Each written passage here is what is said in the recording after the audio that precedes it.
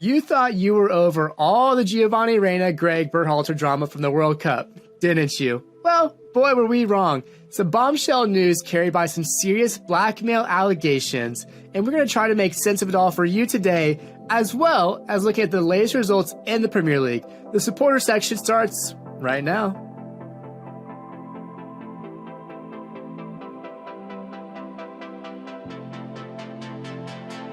Well, welcome into the supporter section. Grab your scarves, get ready for another episode. I'm here with Brandon Pasnick and Stephen Curl, back for another one. And guys, we've had a lot happen since the last time we were as a group on the podcast. We've had the New Year's, which welcome to 2023, everybody. We've had some big moves in the transfer market already as January window is open. Some big games, but most notably a quick reaction of your guys' feelings about Cristiano Ronaldo going to Saudi Arabia playing for Al Nassr. Steven, I'll start with you. Are you in your sad boy hours right now? Oh my gosh, how great can this player get? He's already conquered Europe, and now he's getting ready to conquer Asia, baby. I'm so excited to watch Cristiano Ronaldo win the Saudi Arabian League, go into the Asian Champions League. It's going to be a huge step in his career. Now I'm sad. Just about as sad as Cristiano Jr., but, you know, I'm not surprised. He's, 38? I'm probably less upset than a lot of other people, honestly. You know, it's Messi's 3 years younger than him. A lot of that comparison. We'll see where Messi's at in 3 years. Sad to see Ronaldo. Maybe another interview will get him somewhere else. But, yeah, it's all right. I'm okay. Brandon? You know, I think he's in a great place. He gets to go play with Petey Martinez. Peter Martinez, excuse me. I'm already laughing. I can't even say that with a straight face. MLS starting all-star there. Yeah, I'm not too sure about that. But like I tweeted out, it honestly feels like a Stephen Curl fever dream. How did Petey Martinez get a move to a lesser league than the MLS? He was South American Player of the Year. Whatever, that's weird. And then Cristiano Ronaldo, 2 years later, ends up on the same team as him. What a, weird situation. I don't know. I'm sad. I think, we've talked about this before, he had a lot left in him. But whatever, go take the paycheck and enjoy the rest of your life. Also, quick note, fired his agent too. I think that came out today. Mendez is gone. Really? So, yes, fired his agent. So, makes the move, fires his agent. Pretty interesting. We'll probably talk about it on another pod, but... Wow, I had missed that bit of information. Yeah, for me, it's just seeing the comments about him and Xavi in 2016 of oh, he's in Qatar, who cares, whatever. It's he's irrelevant now. Look what you have become. And yeah, it's just not what we expect. It's not what we wanted. Going from a guy who was in the Premier League Player of the Year candidacy last season, made the best 11 in many people's lists, is now playing in Saudi Arabia.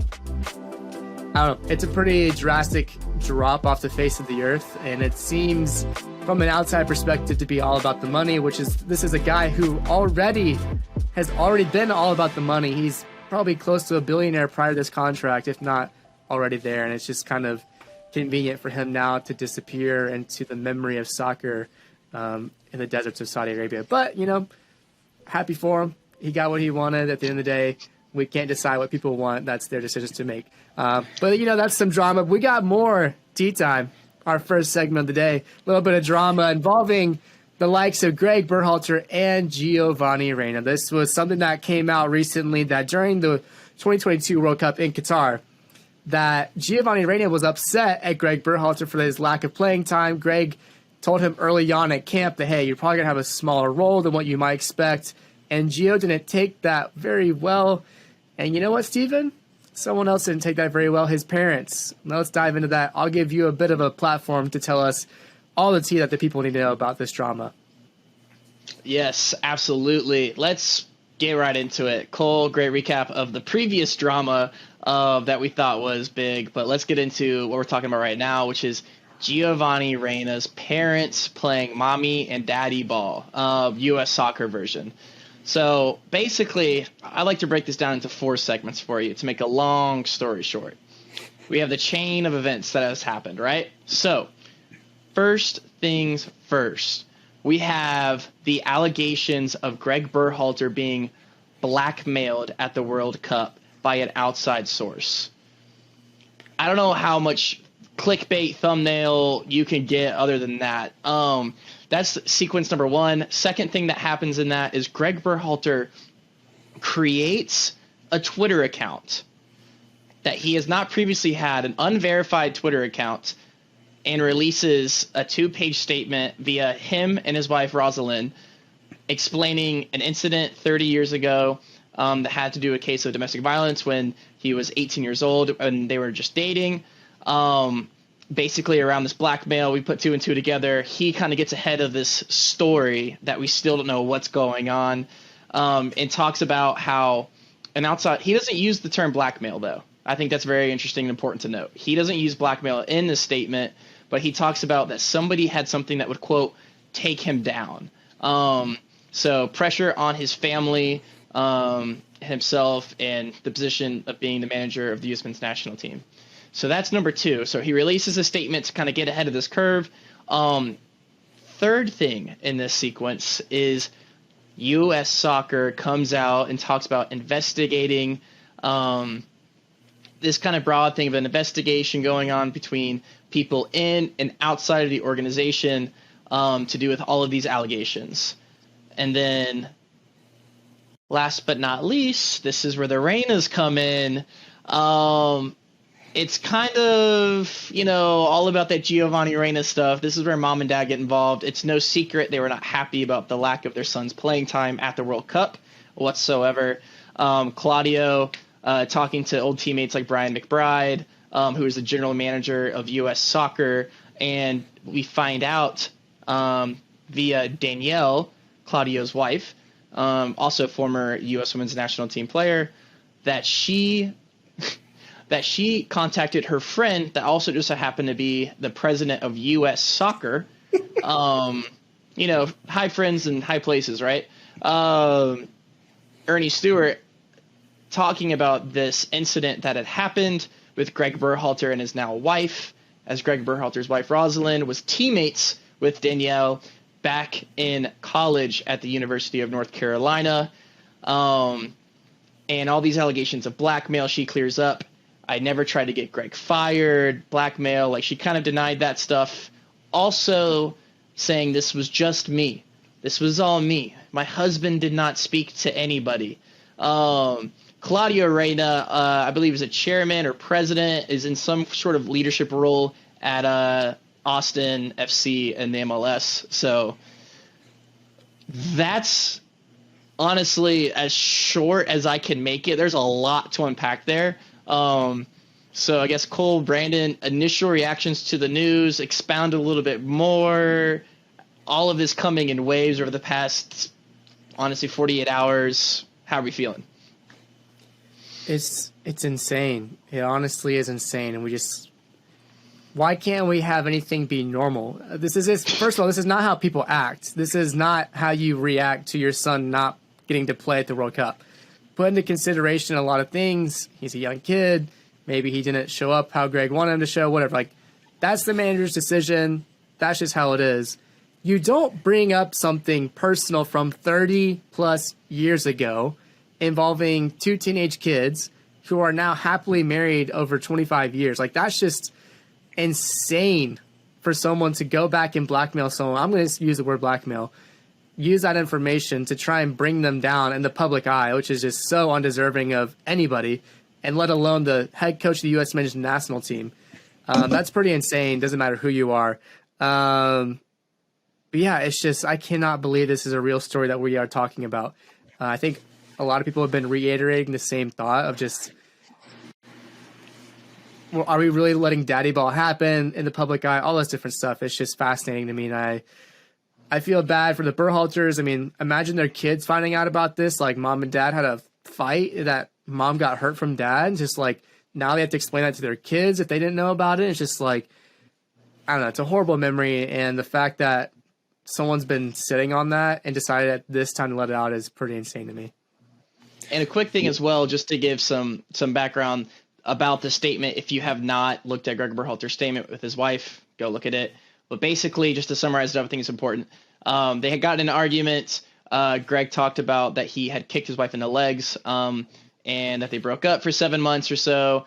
They both had consulted their families about it, told their friends. Greg Berhalter said that he went to counseling. They got back together by the support of both of their families and have been happily married. And both say it's an isolated incident, all these things. So didn't just want to loosely throw out domestic violence out there.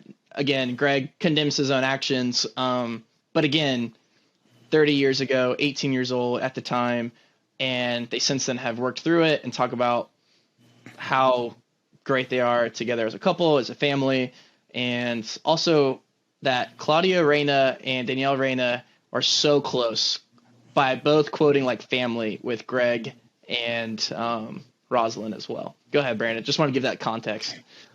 It's so weird, and I'm really starting to feel bad for Greg. I do feel bad for Greg. All the stuff he's been put through, like during the World Cup, like people are mad at him making choices for the team that he thinks is best for the team. Could you imagine? I mean, I don't know. And then it comes out, and Gio Reyna's now. I don't get it. You know what? It just screams entitlement to me. Like, and it's obviously been passed down to Gio Reyna the way he acted in camp. Like, it's just getting more and more ridiculous. And we can call it blackmail because that's really what it is. You're trying to stir the pot. They are pretty active people in the soccer scene. Whether it gets out, I mean, it would eventually get out to the media. So that is definitely that's definitely blackmail. Yeah, Claudio Reyna had nothing to do with it, but he supports his wife. Yeah, no. Definitely was giving her a nudge saying, hey, why don't you go talk to what's-his-face and see what we can do about this.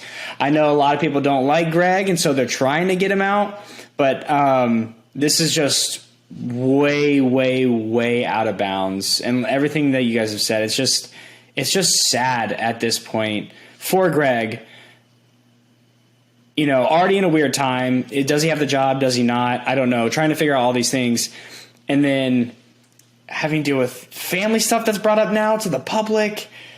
We're playing mommy daddy ball like we're in kindergarten t-ball or like your first year of travel baseball. Like, what is going on? I don't know, but I'm just all upset about it, to be honest. Yes, and what makes this timing that much more impeccable is Greg Berhalter currently is out of contract with the U.S. men's national team. Contract talks are in the works right now. So the timing of everything is also important to note as well. U.S. Soccer has come out and said that they are still potentially considering Greg Berhalter to be the U.S. men's national team coach. Also, I believe this came out today, Greg Berhalter saying on a talk show that he wants to stay with the program. That's kind of been up in the air. So now we have intention that Greg wants to stay. And we have U.S. Soccer saying we're still considering him. Leads me into my next question. Do we think Greg Berhalter is going to stay? We'll just start with that. Do we think Greg Berhalter will be the manager of the U.S. men's national team going forward? U.S. Soccer's already come out and brought up their interim coach that's going to be there for the January camp, an assistant of Greg that has been with the New Zealand national team as well and been on Greg's coaching staff for a while. But do we think Greg is going to be the man in this next cycle going forward? Man, it's just like it's such a loaded question. Right? There's just so much. And what's interesting is like they had some time, you know, prior to the end of his contract on New Year's Day and the U.S. being eliminated from the World Cup to probably have, you know, a public backing of Greg. Like at a decent amount of time to review someone's performance, decide, okay, you know, we're happy with where you got this young squad. We think moving forward that you can continue to develop them in a good way. So we feel good about 2026. That would be a pretty fair amount of time for someone to say, okay, yeah, we feel good. We're going to give you the chance. However, the U.S. Soccer Federation has not done that. They have not publicly backed him in that amount of time. And now we're left with this loose-ended time of just how long might it be. We're not saying that we're in a coaching search outright. it's just sort of strange. And so for me, I would say the odds of him being back have to be slim if they just haven't brought him back at this point. I don't know. That's just how I would feel about it. But I don't know who they're going to get. If it's not Greg, then who? And that's the hard part for me to see. It's like people will say these names, and like I watched a couple people talk about the Moroccan coach, and they're just, and people also talking about they don't want someone that's been a part of the U.S. Soccer Federation. They don't want a former national team player. They don't want someone from New York or New Jersey. That's been a bit of a joke that people have always come from that. They want someone that's never been involved, someone new that's just a soccer manager that can come in and rejuvenate this squad to do great things. Well, there's not really a whole lot of names and people that are going to be able to do that unless you are really scraping the bottom of the barrel to get someone to come in, which then brings you back, okay, well then why not just stay with what you have? Yeah, evidently it's done you some good. So I don't know. It's just such a hard question to answer. I don't think that there's really any good candidate, to be honest, that's going to fit your program and is going to take you anywhere, to be honest. But Brandon, what do you have on your side of it? Like I said in a previous podcast, I think I was fine with keeping him after the World Cup, and then he came out and said that thing that might have disrupted the locker room. Again, we don't really know. There haven't been really anything to come out like from the locker room. We just know Giovanni Reyna's upset, and people are assuming that it's messed up the locker room. If the locker room is fine with what he did talking at that leadership conference, I'm fine with keeping him as a coach. Remember, we don't have to qualify. We're already in. We have, hopefully, we'll be playing in the Copa America. Hopefully, which will be a really good challenge for everybody. And he got us to this one. I would love to see him with this group of guys fulfill like just the 8-year cycle. I don't know. And it was not even going to be a full 8 years. It would be like 7.5 or whatever it is, because we took forever to hire a coach. But and now, like, I know this is more of the emotional side. It's like now I want him to stay because of this Giovanni Reyna stuff. And now I don't even care that he said anything in the first place, right? And I know we have to sort of keep them as two separate instances, but it's like, I don't know. I think the U.S. Soccer Federation will keep Greg Berhalter as the manager. I think they're probably inquiring about other coaches, maybe like the Wolf guy from Austin. Why would he leave, though? I think that'd be a great pickup, but then he has to come in. He'll have 4 years, but I don't know. I don't know who else would fit the bill. So I think, again, the U.S. Soccer Federation has already lied privately for Greg, on behalf of Greg. They've also sort of are, in a weird way, standing up for him during this situation, saying that they're investigating his situation and also anybody that's around U.S. Soccer Federation, like trying to pull a coup. I don't know. It's so weird. I'm just in a weird place with the whole thing. But I do think we'll keep Greg as our coach, and I am 65% okay with it. Maybe 70. Yeah. Yeah, and I think something you touched on there that I thought about a little bit, but maybe not as much, is we've already qualified. There is no qualifying campaign. There are no dire matches. Great, you could say every match is dire or whatever, but listen, time heals all wounds. Do we think if Greg's going to be the coach for this next 2026 World Cup, this will not be I mean, I don't think it's crazy to say this will not be even in the news at all. In three years, no way, right? So he has time to build up rapport with his team, time to build up a relationship with Giovanni Reyna. Heck, I mean, maybe you have to assume that these incidents are, maybe you don't, I don't know. That's why there's an investigation going on. But you hope that these incidents are isolated as far as Giovanni Reyna having no idea what his parents were doing. And Reyna came out and admitted he was wrong. That's huge of him, first of all. Admitted he was wrong with his attitude prior to the World Cup. Talks about that. Talks about wanting to die for this country on the field, all the effort that he puts forth. And Greg Berhalter even recently came out and said he wished that he didn't say that about Giovanni Reyna at the leadership conference. So you have, in my opinion, some people handling this pretty mature. All the while, Greg is under pressure, knowing that people are talking about him behind his back, about this incident that happened to compose yourself like this, I'm kind of with Brandon. It's beforehand. He's done it well, man. He's composed himself really well. And I think that speaks a lot about a manager. And also, one more thing I want to touch on is how he released his statement. Creating an unverified Twitter account and tweeting out a 2-page letter. That's so weird. That's like urgent, get to the press. It was a very well crafted statement. But it almost seemed like, you know, obviously, like when this comes out, I guess you try to beat the person to the punch or whatever it is. But it's just, there's so much there. There's so much more there. I'm really curious what this investigation finds. Maybe one more question for you guys, and maybe we move on to the second segment talking about the Premier League. But does this affect Giovanni Reyna's playing time under Greg Berhalter if he does stay? Are we thinking maybe he's out of the first few teams and friendlies 6 months? Should he be punished? I don't know.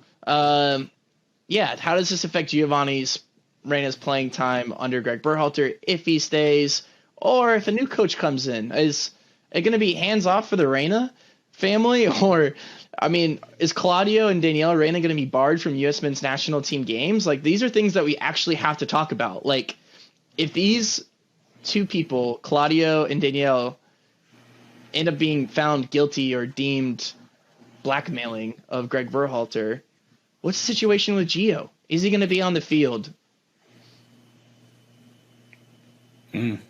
Well, I will say that yes, he'll still play. I don't think there will be any issues of him playing. He's a bright young star, has a very, very high ceiling. Again, not one of our best players yet, but definitely will be hopefully in the future.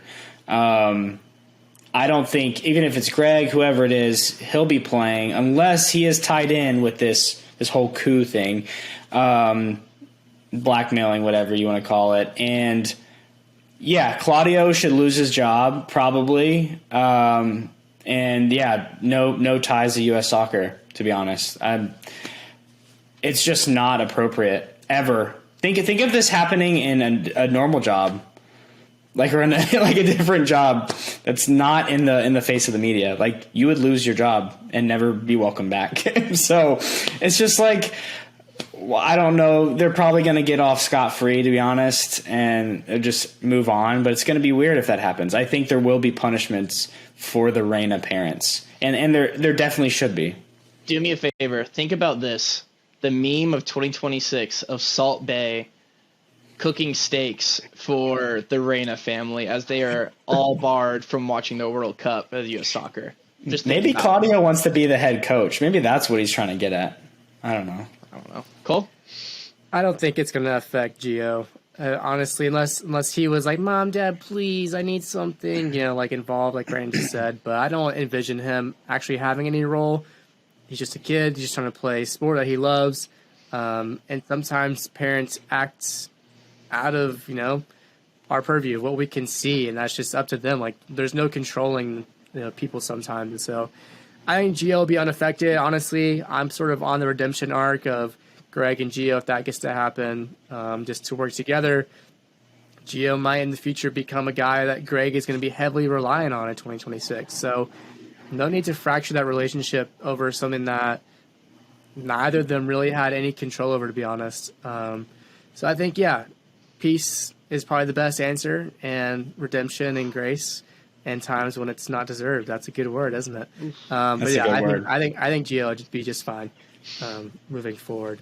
But we're also going to continue to move forward. That was a good segment. Our tea time of the day, Greg Berhalter, Giovanni Reyna. Let us know if you think Greg will be back. Will he be the U.S. men's national team coach? And does Giovanni Reyna deserve the chance to continue to play for the national team despite what his parents have done? We'd love to hear you guys' thoughts. Leave a comment down below if you have something good to say. Well, we are back on the Premier League season. After the new year, we have a whole slate of games to cover. We haven't seen you guys in a little bit, so we got a lot to catch up on. Match week 17, Brandon, get us kicked off with Leeds and Man City. Yeah, match week 17, we previewed it because that was the match week that was ending. Leeds, Man City, like you said, and I think we all sort of thought this was going to be a blowout, and it sure was. Man City wins 3-1. Yeah, there's not much to talk about, to be honest. Leeds were on the ropes the entire first half. They were only down a goal at half. It could have been 3 at half, to be honest. Grealish had a really bad miss in the first half, but makes it up by intercepting a pass and assisting Haaland. He then goes on to assist Haaland again for Haaland's second of the night. I think you called a hat trick for Haaland, Cole. That did not happen, but he was close. But yeah, Man City, they are flying. They're very good. Leeds did get a consolation goal, like I said, in the 73rd minute. But yeah, Haaland is now on 21 Premier League goals in 16 Premier League games. People, that is scary. That is very, very scary. Yeah, moving on. Can he get to 40? Can he realistically get to 40 goals? Yes. That's insane to me, honestly. He will. He probably will. Well, poor Leeds had to go from Man City to Newcastle. Not fun to go from the second team in the league to the third team in the league. But they go from that to Newcastle, and it's just a rainy game, a scrappy game.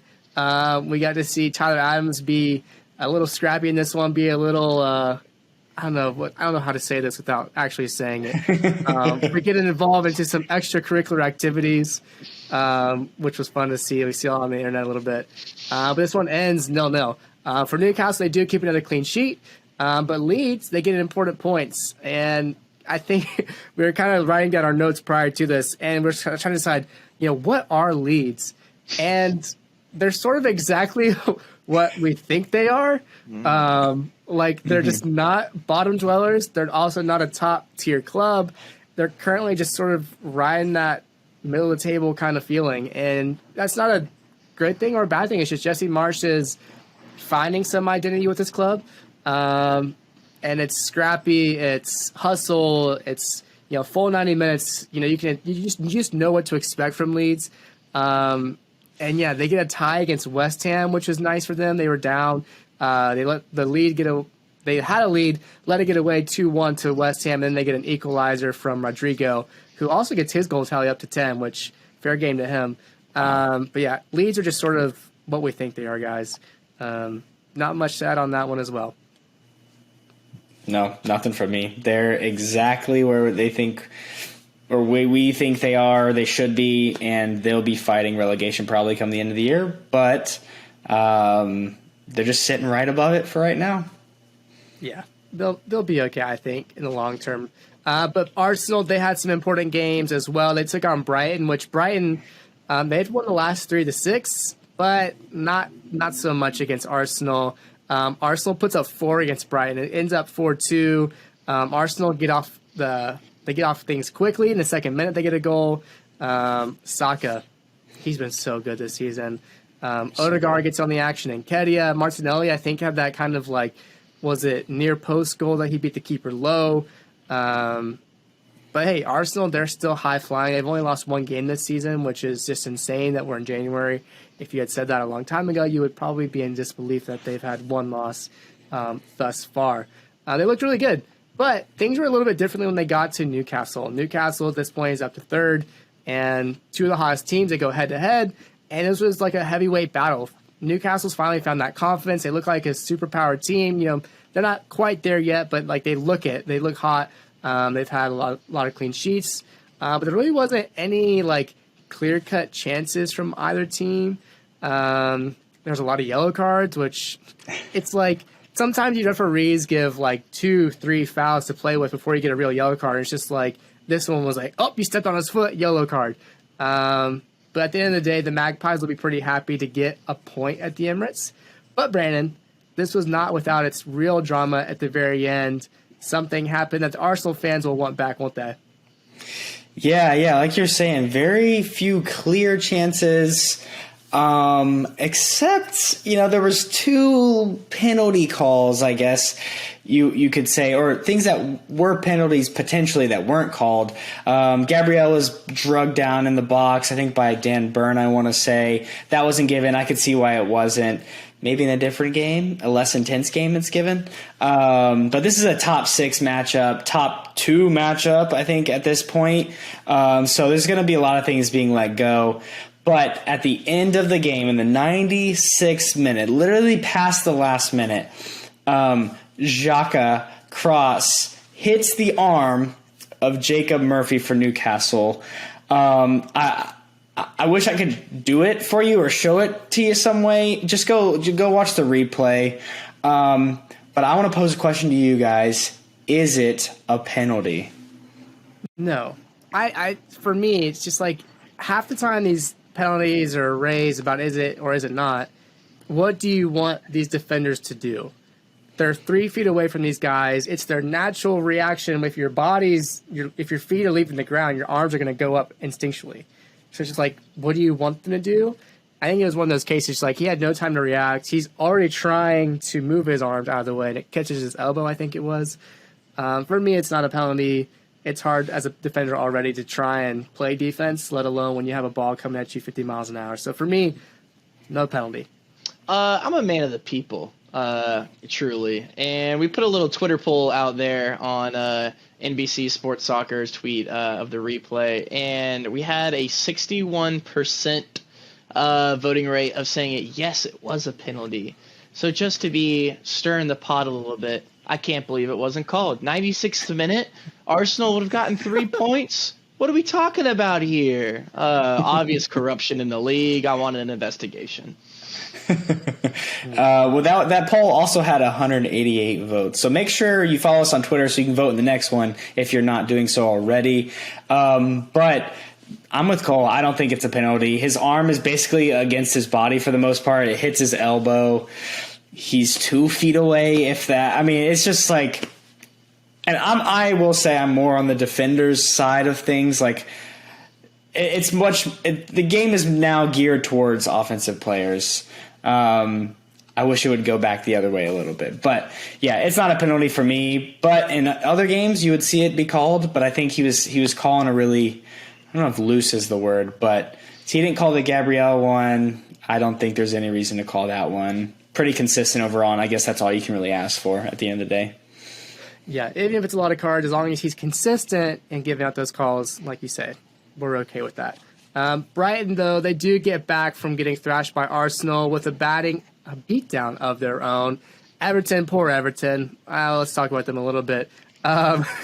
They've really been struggling recently. They get beat 4-1. More inconsistencies with that handball rule.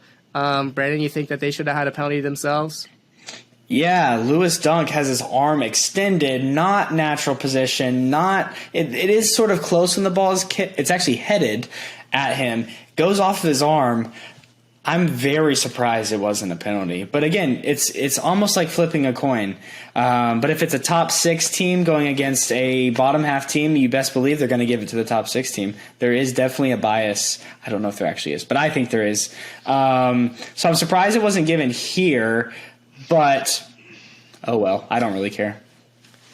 Yeah, no, at the end of the day, it doesn't really matter. I mean, I guess maybe like if it's early enough, but at the end of the day, 4-1. Everton really never looks like they were up to it. I think, didn't Brighton score like 3 of their goals in 5 minutes or something like that? They really just put them away quickly.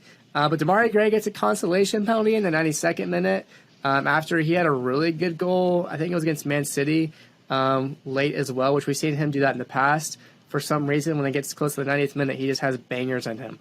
But who you want to highlight, Brandon, that might be worth some conversation, especially being in January with the transfer window? Yeah, and really, I just want to say this as well. Brighton haven't missed a beat since Potter left. De Zerbi has been absolutely amazing since coming in. They were struggling at first to score goals, but now they're really not. They're just really, really solid, and they're definitely a top half team. And they'll probably be pushing for a European place come the end of the season. We'll see what they'll do in January, but I don't know. Yeah, I just want to highlight Sanchez, their goalkeeper. He's just really good. Very good shot stopper. I'm pretty sure he's great with his feet as well. Haven't watched a ton of Brighton this year, but this is going to be the next big sell for Brighton. Mark my words. He will be going for a lot of money to a club. Don't know where. Probably potentially out of the Premier League, to be honest, to like a bigger Serie A club or something, but very, very good player. And Matoma, I believe he's Japanese. He looks just really good. He's very solid. 2 goals in the past 2 games. I think he has 3 goals on the year, 1 assist. But yeah, just putting his mark on every game. He just looks really, really bright. So really, really, really exciting things for Brighton. They're just fun. They're just a fun team. They are a fun team. But Everton is not a fun team, to be honest, right now. And I want to pose a question. I'll start with you, Steven.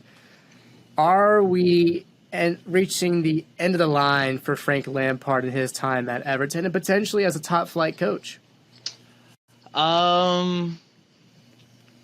Yes and no. I think Everton's strapped into Lampard to the end of the season. I think this team, you look at them last year, barely escaping relegation. And what did they go and do but sell their best goal scorer in Richarlison? So I don't think this should be much of a surprise, to be honest. They knew that it would be a fight again. At least they should have known. And I think there is value in going through what they went through last year with the coach and Frank Lampard. So I find myself on his side. They go and get a draw against Manchester City, and then they just get absolutely beat down. Their defense looks horrendous. It looks awful. One of their center backs had a Davinson Sanchez moment, being on the ground, just trying to put his head in front of the ball. I think on Brighton's second goal, it was just ugh. But I think if Everton do go down, Lampard gets the sack. But I'll give him to the end of the season, unless things start getting undoubtedly bad, which you could argue they're kind of already there. I think they've lost 4 out of their last 5. But I think the draw against Manchester City does something for the board, maybe, for the players in the locker room. It has to give them something against one of the best teams in the world. So I'm on Lampard staying till the end of the season, but if they get relegated, top flight coach, yeah, he might take a siesta from coaching for a while, if this goes the way it looks like it's going right now. Yeah, I'll hop in and give my 2 cents. I think it could be. I know the Everton fans really want him to be there, and they were on his side, especially at the end of the season last year and earlier this year when he was on the hot seat, supposedly. I don't know how that's turning around. I actually hopped into a Everton Twitter Spaces after the game, and people were just sort of sad about it, if that makes sense. They were just sad and were we don't really want the change, but it seems like it's inevitable at this point. And I don't know. Don't ask me how I hopped into a Twitter space, an Everton Twitter space, by the way. But it was awesome. I think, I think Sean Dyche honestly might not be a bad appointment for this Everton team. They're not going to go spend a lot of money on a high coach. Sean Dyche might be the dude. He'll keep you up, and Everton have way more money than Burnley. They have 2 ex-Burnley players. I don't know. Who knows? But I could see them going after Dyche. Yeah, well, it's just Everton, they're in such a precarious position because, Steven, you mentioned it. Bottom of the league practically last season. You sell Richarlison to Tottenham. A lot of money, which can be good for the club. But then what did you do with that money? Well, they're also building a new stadium. That's a lot of money. So they're in a financially unstable position if you look at it one way, which then I'm sure Frank has some kind of clause where if he does get fired, he'll probably get paid a substantial amount of money. I've heard reports and stuff about him actually being pretty likable, a likable character within the club. People enjoy playing for him. They want to play for him. It's not like they're not playing for Frank Lampard. It's just that they're not very good. No, and so that's the thing. And I've said this a lot in the past. And at the end of the day, it's not always the manager's tactics fault. These players still have to play a game. And a lot of football fans can be very emotional, very reactive. Frank Lampard just really might not have a whole lot to work with at Everton right now, and that's not on him. That's on the ownership to figure out how to improve that situation and at the end of the day, he'll be the scapegoat. They'll move on. They'll be back in the same exact position in 2 years if he does get fired. It's cyclical. You don't change things. Well, it's going to come back to bite you a few years later. But at the end of the day, I feel bad for the guy. And it's a race right now between him and David Moyes and who's going to get fired first. It seems like because David Moyes and West Ham are also slumping, especially to where they were last season. They finished like 7th, and they got a spot in the Europa Conference League. So it's crazy in the Premier League, and we love that. We love everything that's going on, top to bottom. There's always something to talk about with every single team, which is just awesome to be a fan of. But Brandon, New Year's Day. Well, I'll start with New Year's Eve. You had a rough New Year's Eve. Our football teams played Ohio State and Georgia. Georgia won, but you got some revenge on New Year's morning to Stephen and I's dismay. Yeah. First of all, that semifinal was a heck of a game. That was a lot of fun to watch. Steve's an evil Georgia fan. He was really mad at the Ohio State Buckeyes like we were Auburn or something. But no bad blood here. I was just hoping for a great game, and that it was. Coming down to a field goal, which I think is stupid. I mean, I don't like field goals, but yeah, I agree. Great game. But anywho, I like I woke up the next day and was pleasantly surprised getting my revenge. Aston Villa beating Spurs 2-0. I think you guys had the better first half. I will say slightly. I know there was a chance headed off the line by Harry Kane, I want to say. Or Harry Kane shot it, cleared off the line by Ashley Young. But after that, I mean, I'll pass it back to you with seemingly it's a goalkeeper error with Hugo Lloris, and he has those in him, but definitely has to do better on the shot that then gets recycled back around, and Buendia scores for the first goal.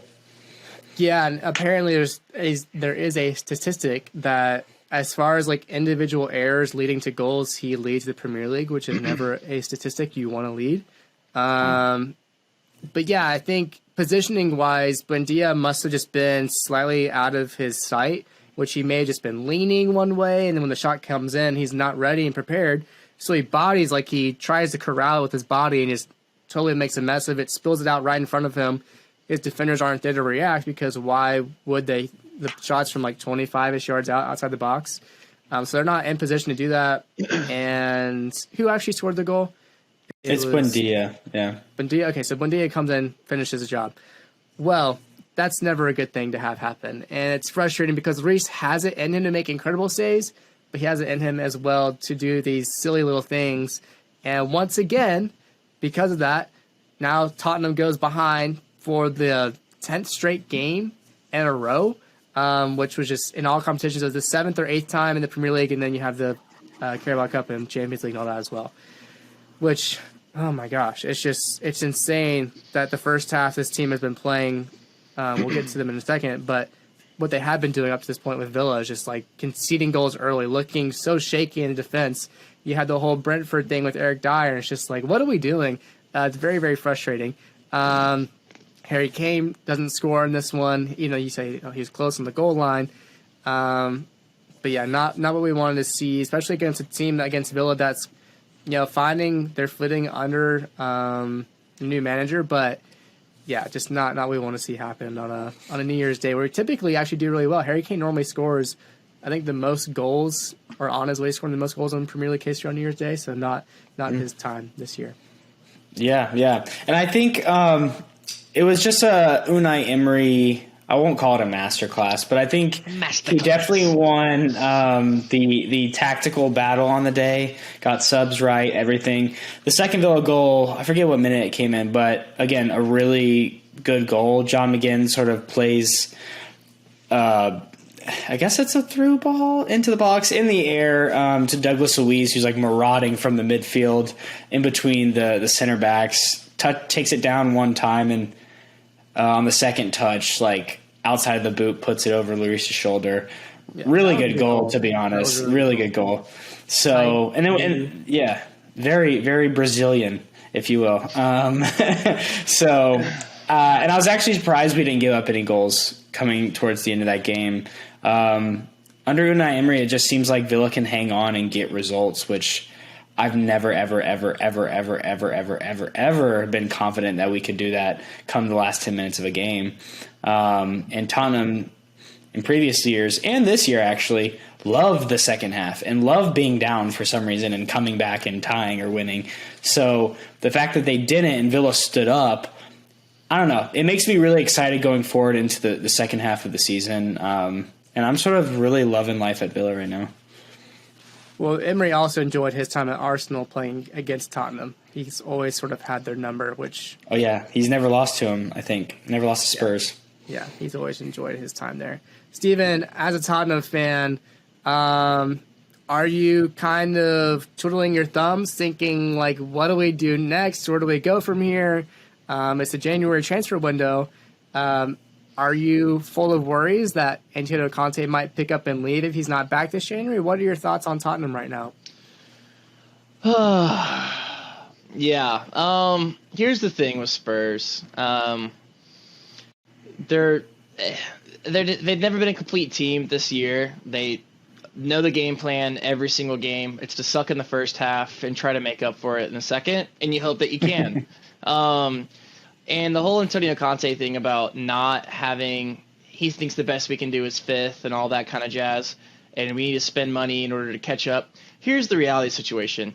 You spent $50 million on Christian Romero, $70 million, $60 million on Richarlison.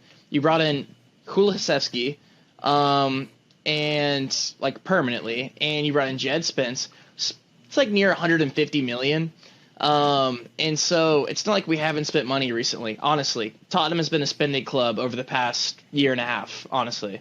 So then it comes down to coaching. Like Brandon said, getting tactically out coached that's on you, my guy. Like, and when you come back and you get these dramatic victories, that's great. But I go back to the game we lost against Burnley last season, talking about how he literally doesn't know if he wants to be at Spurs anymore.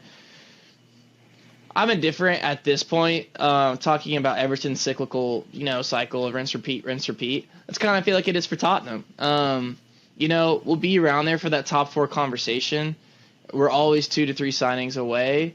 As far as realistically, practically this January, I doubt we'll make any huge signings that are worth any relevance. Maybe plug in some holes here and there. But that's where I'm at with Spurs. I think the people ahead of us right now, the teams ahead of us, are bad enough to where we can catch them. Because I will say this, like,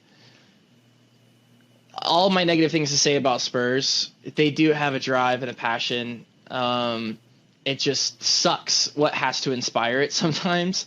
But they have it, and they go, and you've seen it over the past 5 to 6 years. Champions League finals, knocking out Manchester City in dramatic fashion, coming back and beating Villa when Heung-min Son had a broken arm or hand or something like that. Like, this team just has improbable comeback victories in them.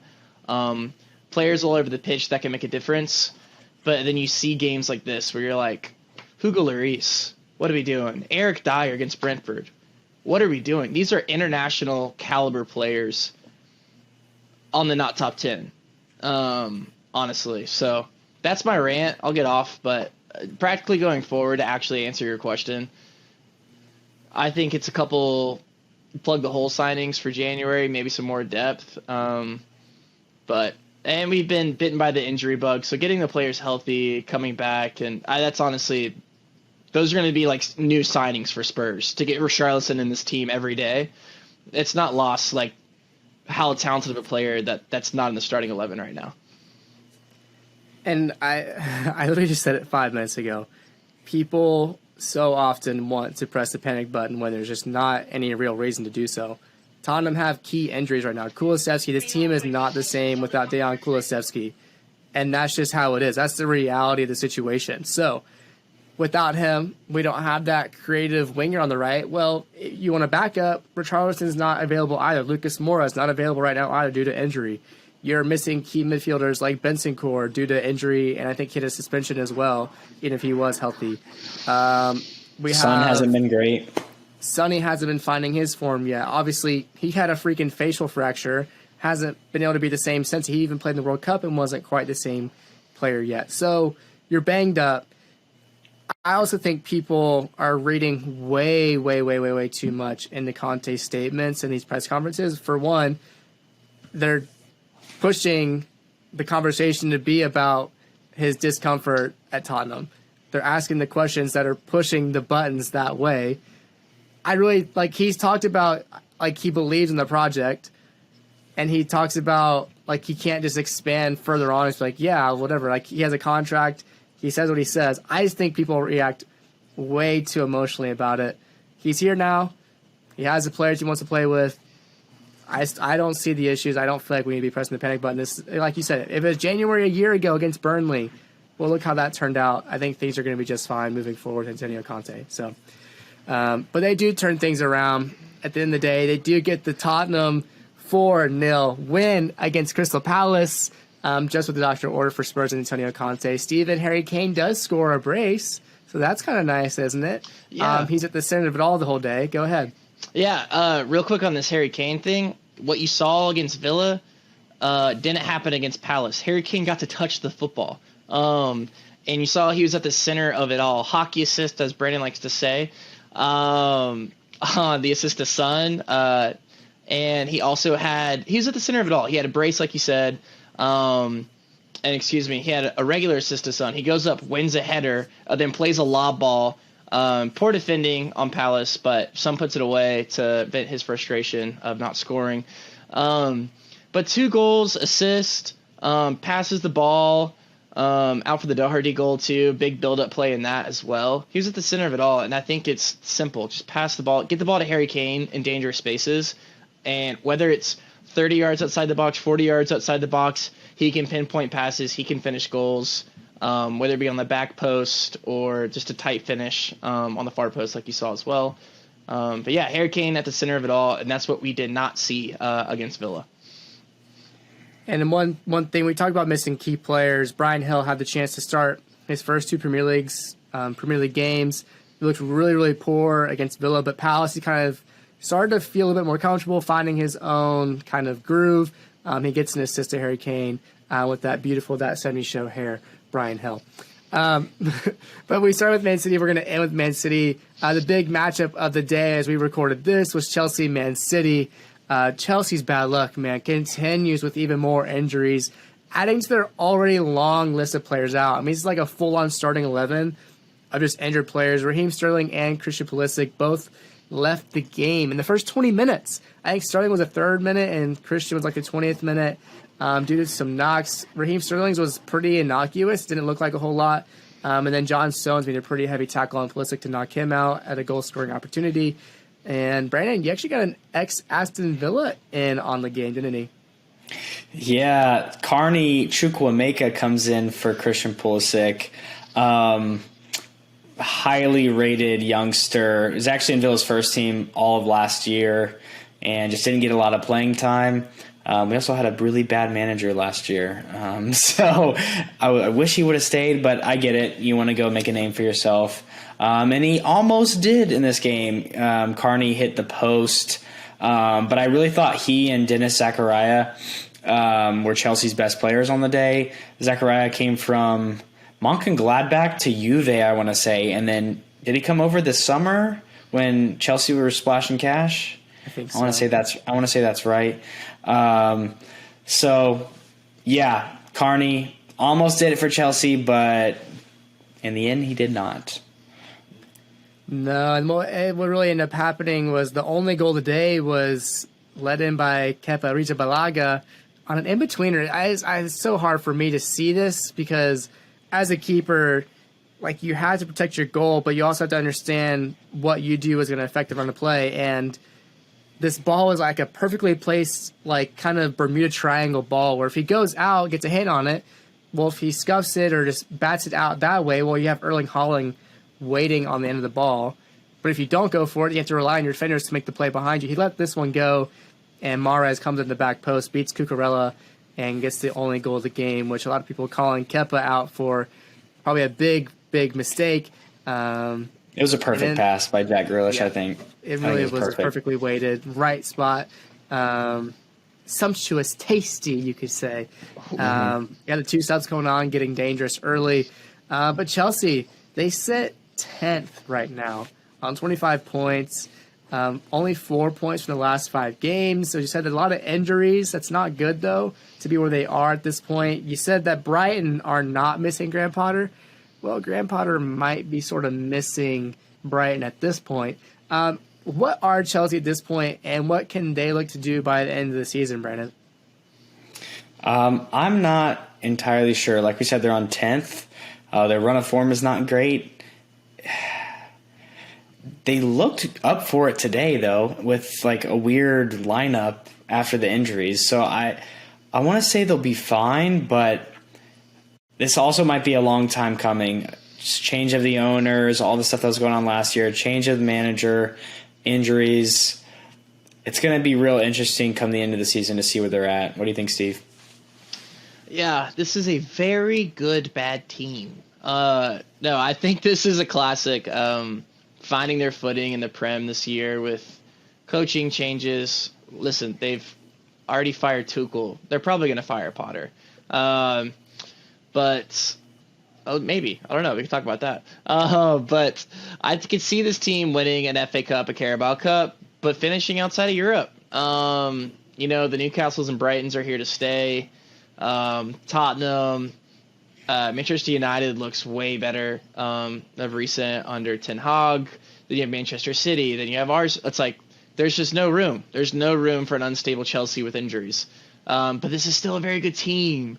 And so I could see this team finishing outside of Europe this year. But who knows? We might see them in the 4th FA Cup final in a row. And maybe they'll lift the trophy. I don't know. I think that's where this team is at. They have an embarrassment of riches, an embarrassment of finances, and notoriety to pull from around the world. So I think they'll be fine, but this year isn't it for them. And we just talked about hitting the panic button, but I don't see a way back for them, let alone the Champions League, no, but let alone just top 6. So we'll see. Yeah, I think it's just a rebuild year. They'll have to just kind of swallow this big fat horse pill of just defeat. It's not weird to say rebuild year when what did they spend $300 million? And they're so weird. More. They're rebuilding the ligaments of their injured players, I think, is what it is. Yeah, it's crazy. I think what you said, Steven. There's no way Graham Potter's out. You just brought him in. I don't think it's on him at all right now. Too many injuries, too much change and speculation. I think it's just all a bit of a mess right now. They're still in Champions League, by the way. Yeah. They could still win that, make Champions League next season, and be just fine. There's always a way. They're still a talented team. They get healthy at the right time. Come February, get some players back, they might be just okay and go on a run there. So anything could happen with this club. They're one of the blue bloods, one of the teams that have been around forever. I don't think there's a whole lot to worry about in the long term. Sometimes you just have a bad season, you come back. I think that's what Liverpool did, didn't they? They finished like 6th or 7th one year, and they came back, and they were title contenders the next season. So, sure, really, stuff happens. That's just how it goes. But that's enough of the Premier League as far as that go. We had the FA Cup this weekend, so a bit of a break for a lot of the teams, and we want to kind of introduce something a bit new. A lot of people always like to say, yeah, man, I'll bet you $5 if this team wins. Well, you betcha that we're going to hop in on that trend and do some mini bets for some games, talking about the FA Cup this weekend in particular with Man City and Chelsea. Steven, if you had to pick one of these two teams and a score result for it, who would you take and what would your score be? Chelsea. Yeah, I'm going Chelsea on this one. Listen, like I said earlier, they've played in the last 3 FA Cup finals. That is extremely rare. They've lost all of them, but they got there. As a Tottenham fan, I can appreciate getting to a final and not winning. So I'm going Chelsea on the upset, beating Man City. Let's go for, let's say Man City drops this one 3-1 Chelsea in favor. That's who I got. I got the upset going on in the FA Cup. Reagan's gonna love to hear that when she listens to this. Shout out. I think they both these teams like the cups, FA and Carabao, and I think they'll both play pretty strong teams. I do think it'll be similar to what we saw today, though. I think City will win 2-1. Man, I mean, if Chelsea up front look anything like they did today, Aubameyang came on as a sub for Sterling and then came off in the 65th minute. So I don't know where they're going to score goals from. Yeah, I feel like on this one, if Man City puts a strong lineup out, I think this one could easily be 2-0 in favor of the Citizens. But hey, put my money where my mouth is. No, put my... No shot. What's the phrase, guys? Oh, my God. Yeah, I know, sick soccer. Oh, my God. I'm so bad at this sometimes. I try to be cheeky, and then I just fall flat on my face. That's okay. Doesn't matter. We're moving on to Man United, Everton. Steven, again... What do you have for the Devils and the Blues, the Toffees? I'm going to go for I'm going for Manchester United. Like I said, they have found form under Ten Hag. He is commanding respect in that dressing room. Cristiano Ronaldo, who? Go to Saudi Arabia. Taken care of. Marcus Rashford, late for a team meeting? No, now he's scoring on the team sheet again. I'm going Man U. Even with this B team, I'm going 2-0 to the Red Devils. Huge boost of confidence for Man U after this weekend. Yeah, Everton is not focused on this game. They are hanging on for dear life in the Premier League. This will be a Manchester United 3-0 win, I think. I think I hear someone gathering some nails, maybe a hammer. I think I hear them getting that final nail in the coffin for Frank Lampard and his time at Everton. Depending on how bad this could get, if it's 2-1 in favor of Man U, I think Frank's going to be fine. If it's 4-1, Frank, you out. However, I'm going to land on the 2-1 train. Everton's shown that they can compete. They just drew Man City a week ago.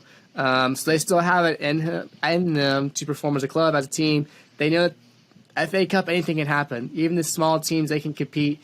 I'll give them some credit where credit's due, but only a 2-1 defeat for them. Frank gets to stick around for another week or so. Well, that is You Betcha. I like this new segment. I like kind of changing things up every once in a while. But that's going to wrap up our discussion on everything, including the Premier League, the drama between Giovanni Reyna and Greg Berhalter, and now Giovanni Reyna's parents. We love to see that. We hope you guys enjoy the discussion, everything in between. If you leave a like on this video, leave a comment on anything from above. We'd love to know where you guys think about all this. If you made it this far, please do subscribe, click the notification bell. That way you're updated every time we post a video. Well, I have been Cole Carter. They have been Brandon Pasnick and Stephen Curl. This has been the supporter section. We can't wait to see you guys next time on the next episode. Until then, peace out.